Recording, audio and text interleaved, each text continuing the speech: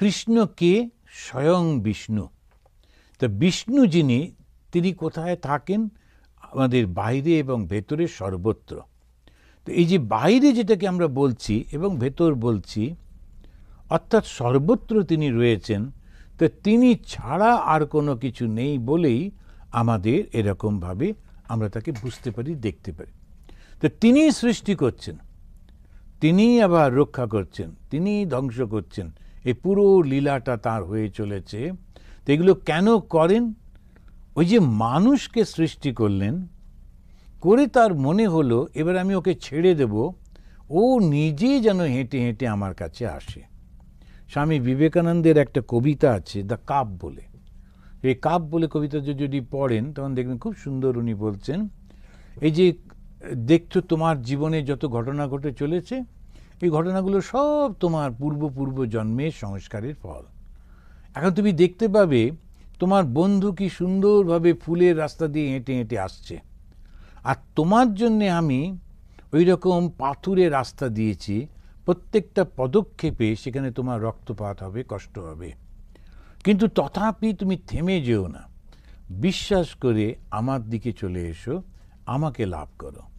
পুরো ঘটনাটা এমনভাবে উনি ওই ছোট কবিতার মধ্যে দিয়ে ব্যাখ্যা করছেন, আমাদের কর্মফল আমাদের নিয়ে চলেছে। তো ঈশ্বরকে যেন কখনো আমরা ভুলে না যাই, ঈশ্বর নেই বলে এরকম একটা যেন অবিশ্বাস মনের মধ্যে কখনো যেন না আসে। যাই ঘটুক না কেন, যখন ভালো হচ্ছে তো তখন ভালো, তখন আচ্ছা ঈশ্বর আছেন, ঠিক আছে। যখন খারাপ হলো, এতদিন পুজো দিলাম তবু কেন এরকম হলো বলে তখন পুজো টুজো বন্ধ করা, এটা নয়। কেন কি না, উনি চেয়েছিলেন, ভালোও দিয়েছেন, একটু বন্ধও দিলেন, তো যেটা যখন দিচ্ছেন ঠিকই আছে। এই স্টেডিনেসটা যেই এলো, তখন দেখা গেল আসলে জগতে না কিচ্ছু থাকে না। আমরা মনে করছি একজন যেন ফার্স্ট হয়ে গেল। আমরা যখন ছোটোবেলায় সে স্কুলে সে স্পোর্টস হতো, মাথার উপরে এরকম একটা কাপ রেখে দৌড়তে হতো, তো সে কেউ ওই দৌড়ে পারতো, মাথার কাপগুলো প্রায় পড়ে যায়, কিন্তু তবুও ওই দৌড়ে টোড়ে হলো। যারা পেরে গেল ওদের বাবা মা কী ভালো, খুব একদম আদর করছে, আর যারা পারলো না ওর বাবা মারা ধরে দুটো থাপ্পড় দিল, কেন পারলি না। এখন সে কোথায় কাপ আর কোথায় দৌড়, কী বা হলো, কিছুই থাকে না। যারা ক্লাসে ফার্স্ট হতো, সেকেন্ড হতো, কোথায় গেল তারা? কেউ কিছু থাকে না। এই বিখ্যাত একদম ইয়ে হলো, ওই হলো, সব যদি চতুর্দিকে তাকিয়ে দেখা যায়, আমার জীবনে যেটি আমার প্রাপ্য আমি ওটা পাবই। সেই জন্যে সদা সর্বদা লক্ষ্যটাকে একেবারে স্থির রেখে চলতে হয়। তা ধ্রুব তারাই হচ্ছে আমাদের লক্ষ্য। ওই জন্য বলে না ধ্রুব তারাটা একদিকে থাকে, কখনো এদিক ওদিক যায় না। তো এই ধ্রুব তারাকে লক্ষ্য করে যখন আমরা যাচ্ছি, ভগবান হচ্ছেন আমাদের সেই ধ্রুব তারা।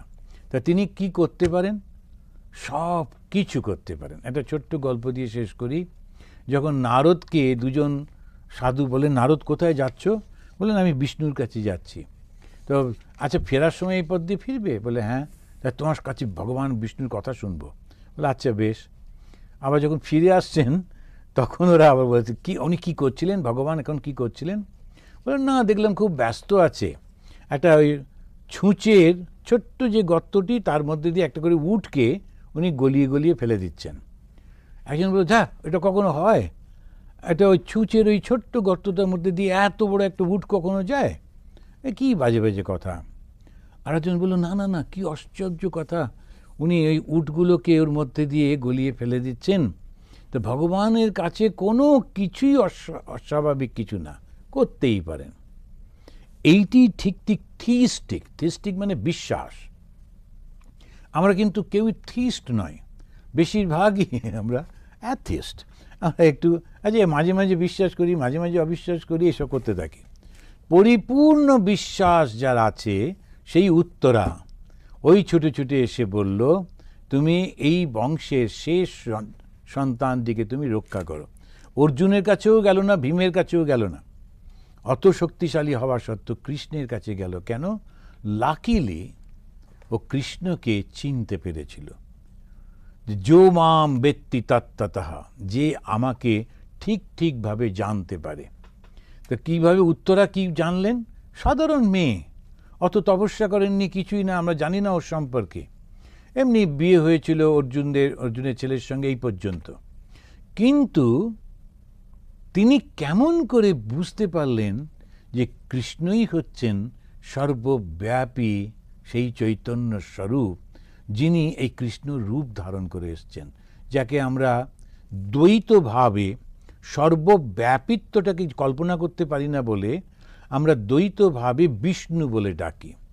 বিস্তারেতি বিষ্ণু, যিনি সর্বব্যাপী, কিন্তু একটা রূপের মধ্যে আমাদের সুবিধে হয় বোঝবার জন্যে, সেই বিষ্ণু রূপে আমরা তাকে দেখি।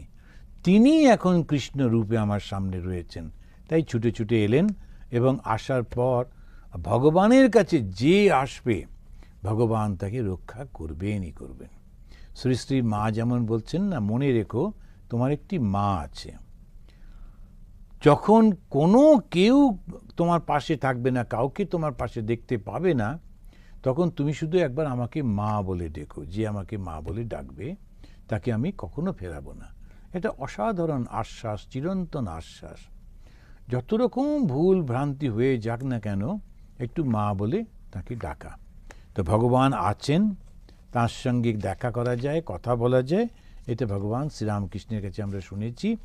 এখন আমরা দেখলাম যে তিনি কি অসাধারণভাবে বাইরে পঞ্চপাণ্ডবকে রক্ষা করলেন, আর শরীরের অভ্যন্তরে যে ছোট্ট শিশুটি সে জন্ম নিচ্ছিল, শরীর ধারণ করছিল, তাকেও রক্ষা করলেন।